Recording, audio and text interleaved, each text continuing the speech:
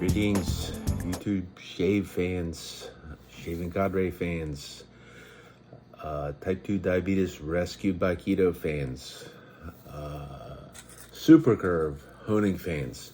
Bill here. I want to do a quick video. I hope it's a quick video, sometimes not. If you see my eyes going back and forth, it's because this time I'm using my iPad. I'm trying to keep focused on where the camera is, and if you see my eyes go like that, it's because I'm looking at the picture. So, not a perfect world. What I want to talk about is a sharpness test. I want to do this. There's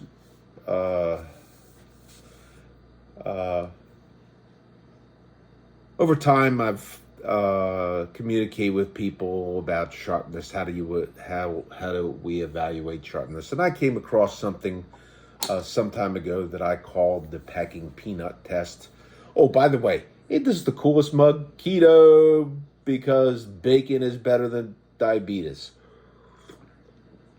My wife got me that, so that's a really, really cool cup. Anyhow, I very accidentally came across this test. I used to use something that was very common to a lot of people. I would, take one of these or a grape or something like that and cut into it and see how it worked. And I was sharpening some razors for somebody, and just to be upfront and totally transparent, I am a registered and listed as a hobby craftsman now at the Shaving Cadre.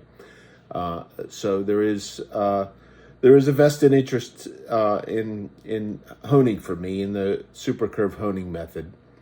So that's upfront. But anyhow, long before I became a hobbyist craftsman and elected to possibly do this for other people for whatever reason, I would do it for friends and that kind of stuff. And my policy was friends for free or not at all. Being that I talk about it on my videos, and I like to post my videos on the Shaving Cadre, which is, by the way, the greatest shave forum on the face of the earth. It gets really, really close under terms of use, okay, whether I was charging people money for that or not, because I'm saying I do this for others. It gets really, really close, and there are vendors and other hobby craftsmen who do things and possibly also hone razors that it got a little close. So I wanted to come clean on that. But anyhow, what I was doing, I was sharpening some razors, and some razors came packed in some of these things. And I wanted to see, well, could I use those? Because I think that day I didn't have any of these tomatoes. And I thought, well, I wonder if, and I took one of these things and I took this tool, okay, and this is, I forget how many shaves are on this. It's a Feather Professional Super in there.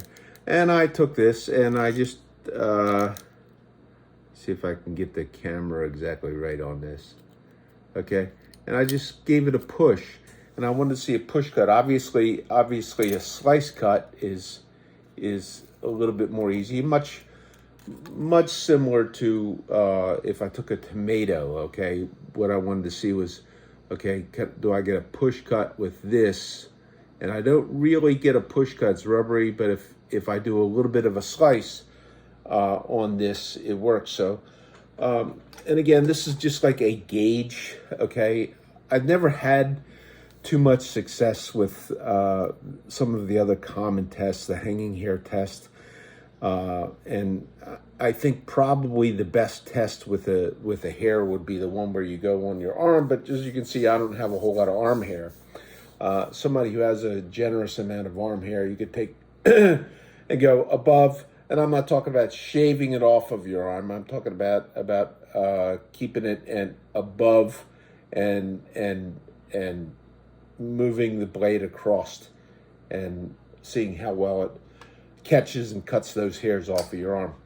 So, and even on this test, this was something that, because I would when I would sharpen knives, every knife I ever sharpened, okay, slices the tomato, and we'll go through paper. But you don't want to go through paper. There are people who talk about not cutting anything, don't do any edge test. Well, what's a hanging hair test? And they say the tensile strength on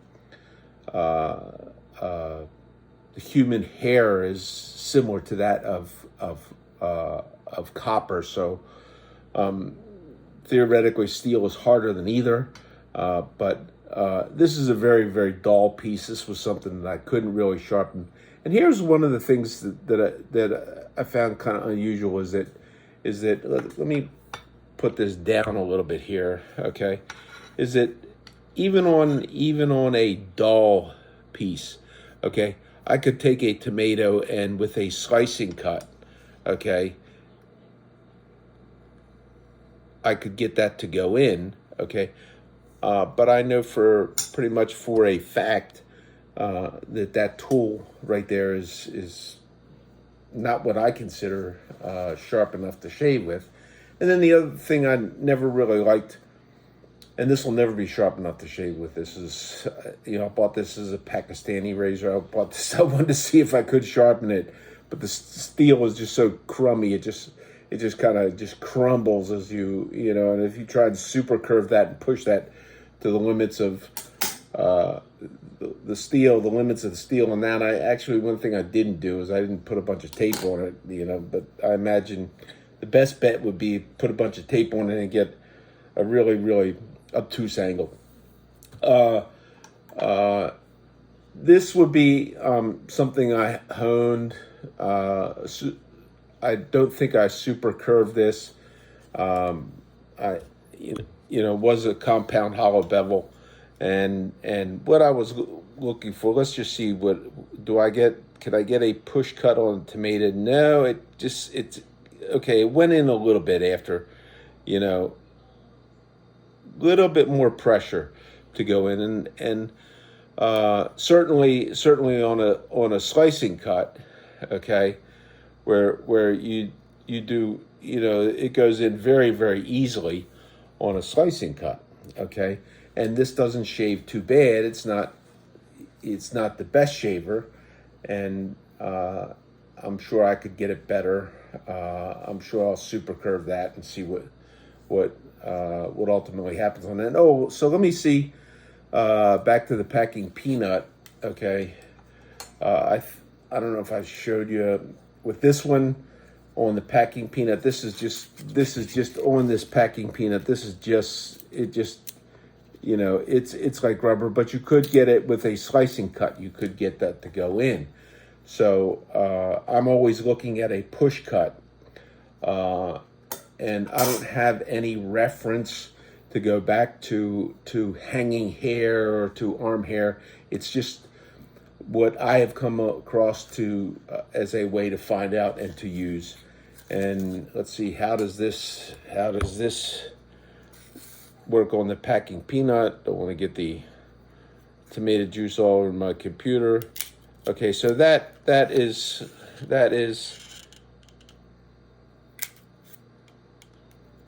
and that's kind of what I look for. I would like to see it just directly go in without a slicing motion.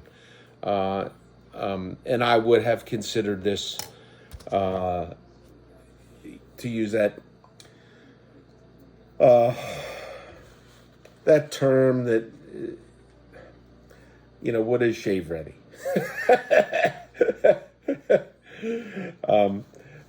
But I would shave with this, okay? I can't remember if I have actually shaved this with this one or not.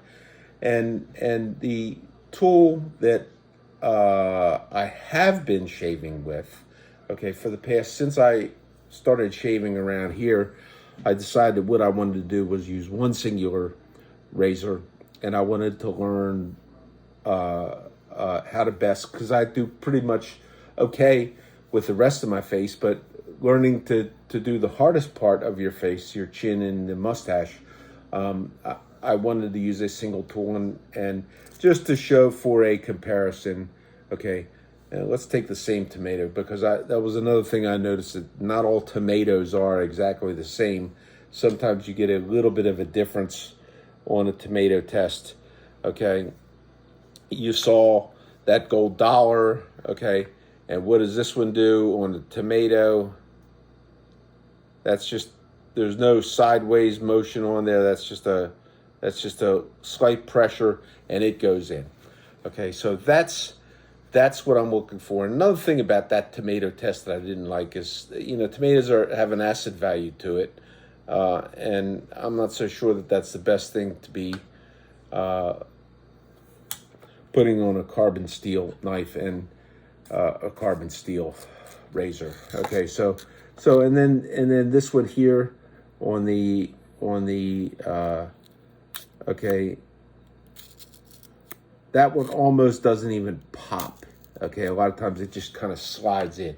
So this is right now it's I had actually considered this probably has, I don't know, 6 or 7 shaves on it, and I had actually considered, well, and now I'm maintaining this on a balsa charged strop with 10th micron CBN.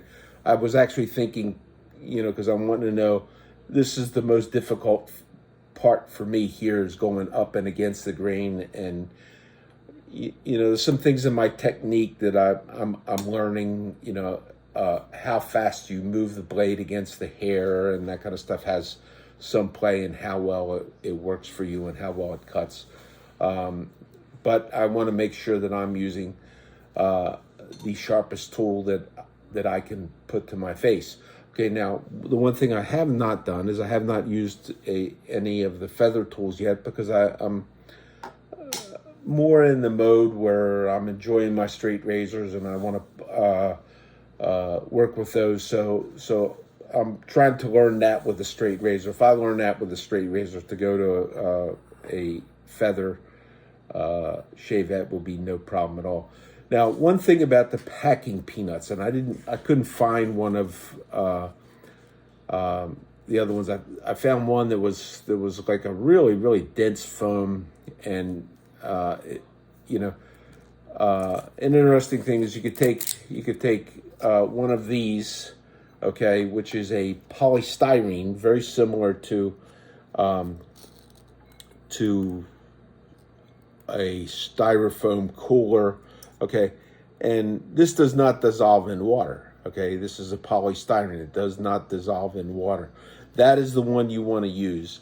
And polystyrene is a very, very soft plastic. So the mindset of people who say do not do edge tests, and you don't want to cut through copy paper, because copy paper may very well have a clay sizing on it. Now this right here, this is the type of packing peanut you do not want to use. Okay, so this is good, okay, and this is good, okay, and other ones that are kind of a shape like that, but here this is not too good, and I'll tell you why. This is a biodegradable one, and this is made from some type of a vegetable starch. Okay, so that it will dissolve, and you could take this and you could put this in water, okay, and you can see that this will readily dissolve in water. Okay, and I don't know, I hadn't really thought. I know sometimes starches are used in sizings for paper. It's how would that really actually harm the edge? I don't know. I really, really don't know. But one thing I do know, and I'm not going to do it on that TI, but I will do it on the gold dollar, is the typical test that I do, where I'm looking. Okay, this is, I mean, it goes in, but it's a little bit more resistant to going in. Okay.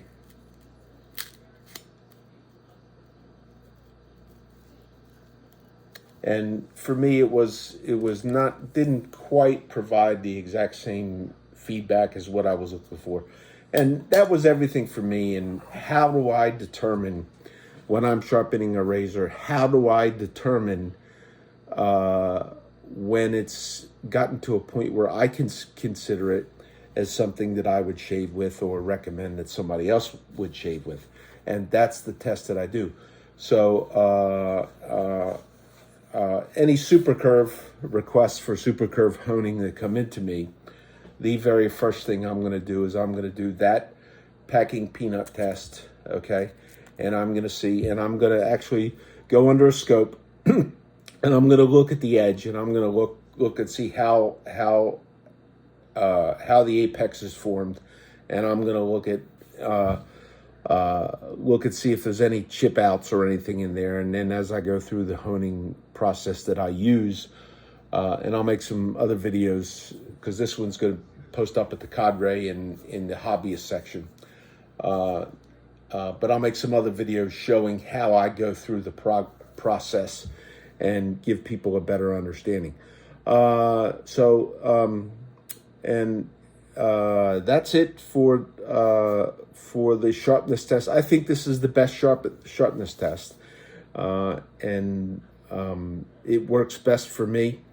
And if you are interested in trying a super curved hone razor, you can go to the cadre. You can find me in the hobby section and how to contact me.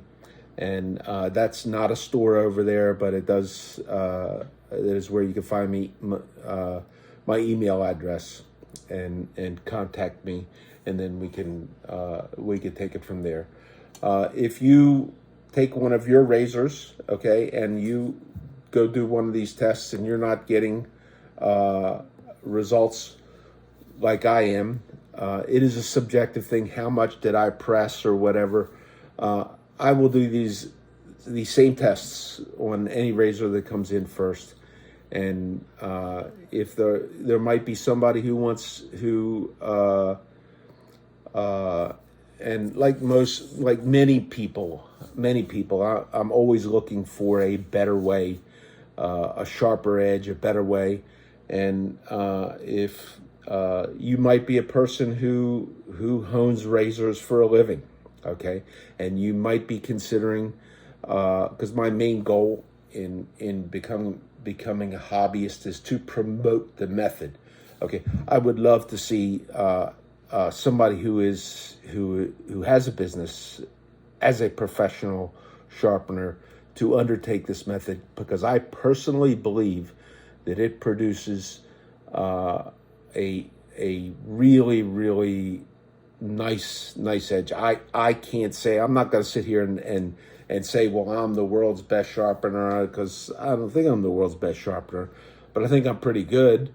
And I do have, I could give references of some people who have shaved with stuff that I have honed up, and they do like it. I've got a good friend who's good on J-Nats. He tried my edge, he liked it, but one thing he found, of course, I sent him on a gold dollar, and this is 100% transparency on this. He said he noticed that after shaving that the edge had chipped out a little bit, and I did not see that. I don't know if I put too much back beveling and got that too much this way, and maybe I needed to not quite put so much hollow out on the bevel on that. I don't really know. I don't know if it's that particular piece of steel, but I do know one thing. Okay, I've got a triple compound bevel on this piece, and this has absolutely no chip outs whatsoever on it, and I'm stropping it, and I don't know. That's it's a little bit unknown to me why that one piece did that. It's going to come back to me, and the gent's going to he's pretty good with J-Nats. He's going to send me a piece of his that he put one of his best edges on, and I'm going to try it. And to say that, well, this is because I've shaved off of other stuff for years before I came across this. I just happened to like this a little bit better. Now, when I shave with his JNet edge, I might find something on there. I might have to take the step into JNets on super curved JNet. I doubt it, for the simple reason, and there may be some benefit to that, but the simple reason for me is that I'm trying to work with more common things, even though I'm using Arkansas stones as the base, and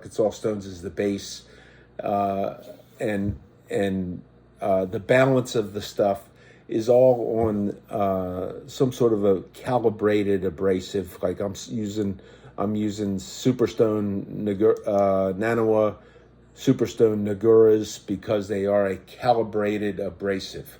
My final finishing stone is a Suhiro 20K, which is again a calibrated abrasive at about a half micron particle size. All of the